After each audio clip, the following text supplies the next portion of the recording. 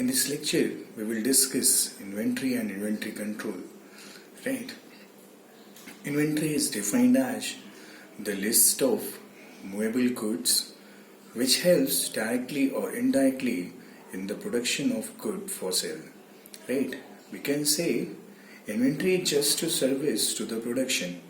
Clear? Sometimes it is also defined as a comprehensive list of movable items which are required for manufacturing the products and to maintain the plant facilities in working conditions, right?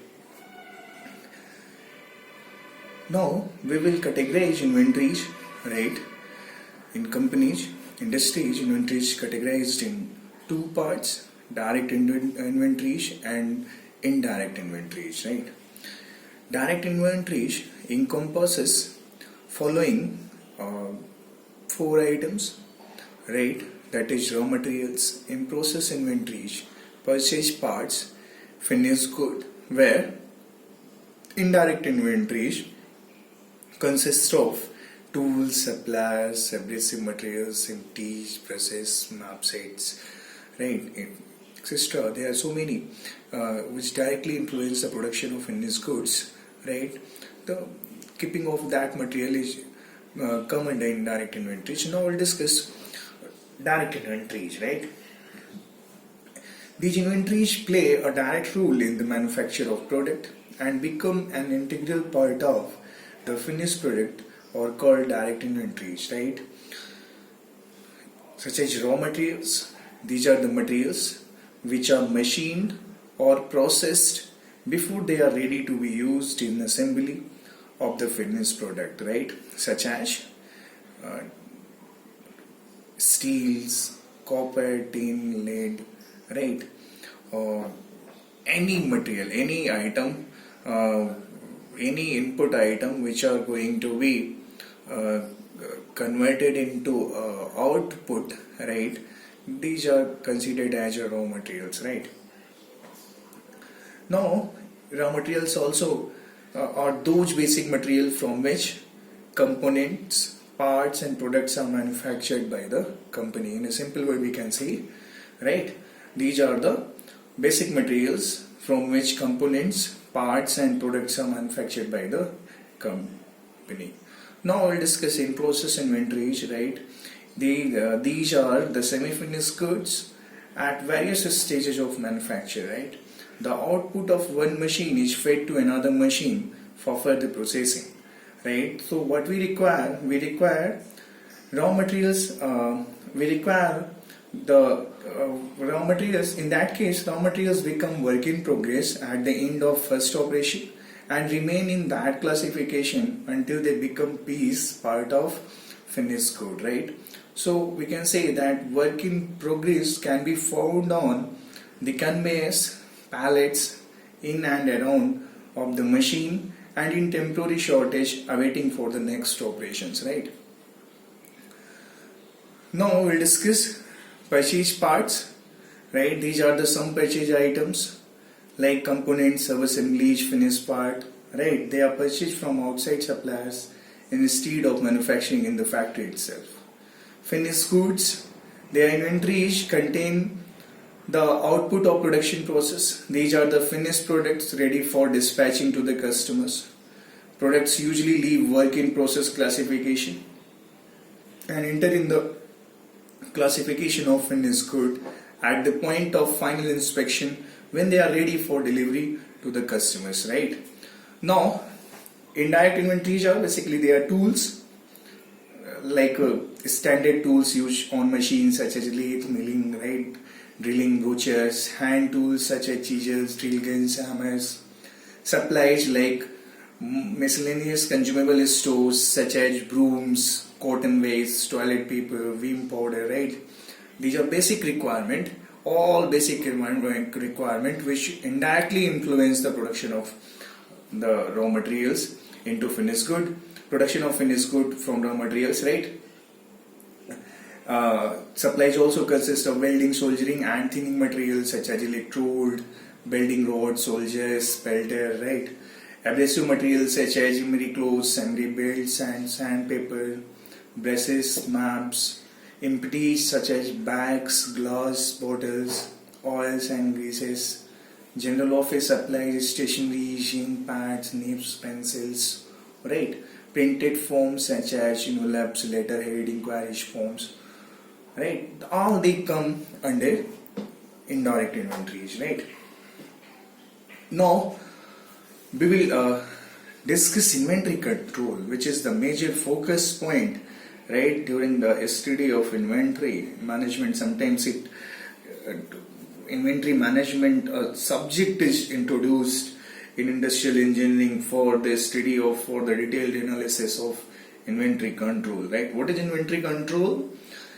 It is defined as the scientific method of finding how much stock should be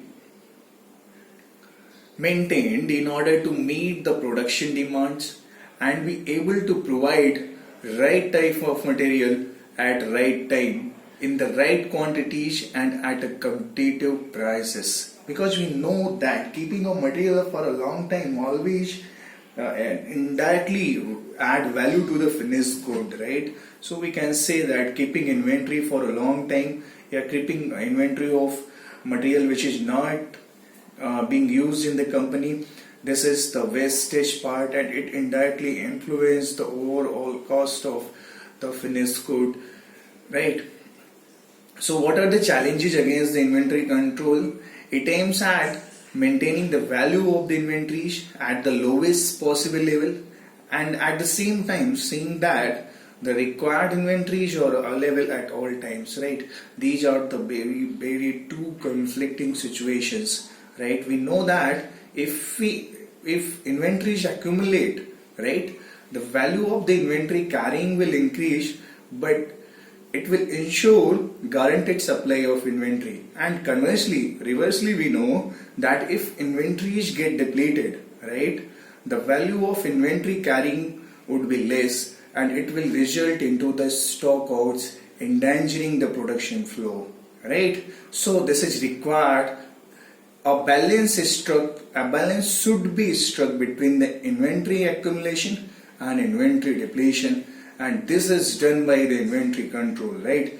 Because they both are mutually exclusive situations, right? And the advantages of one will be the disadvantages of the other. So it is required through proper inventory control, we should maintain a balance between the inventory accumulation and inventory depletions, right? Now we will discuss some inventory functions, right, which is the need for inventories, clear? And these need for inventories are, there are following needs: to ensure against delay in deliveries, right? Suppose when an order is placed for fresh stock, then the materials are not immediately available, but sometimes elapse before it arrives.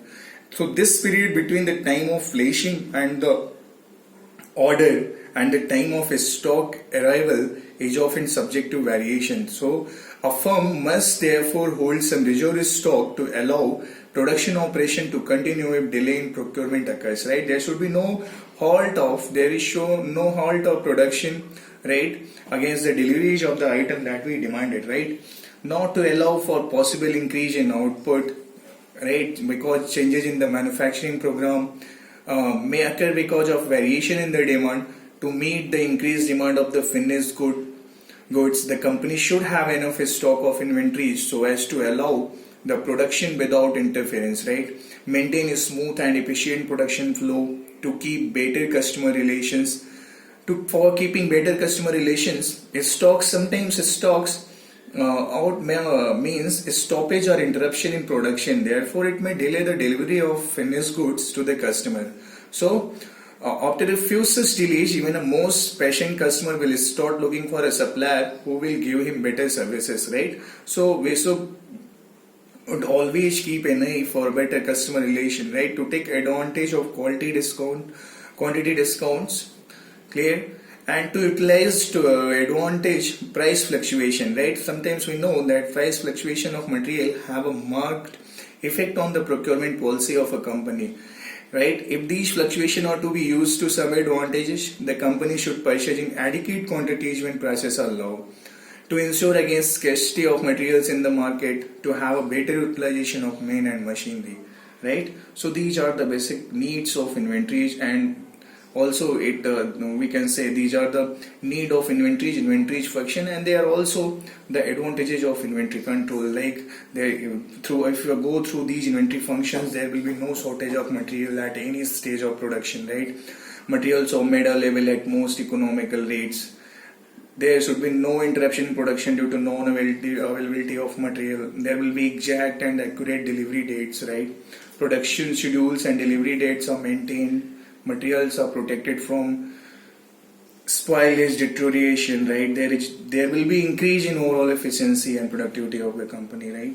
So this is all about the inventory and inventory control, right? In next lecture we will discuss inventory level.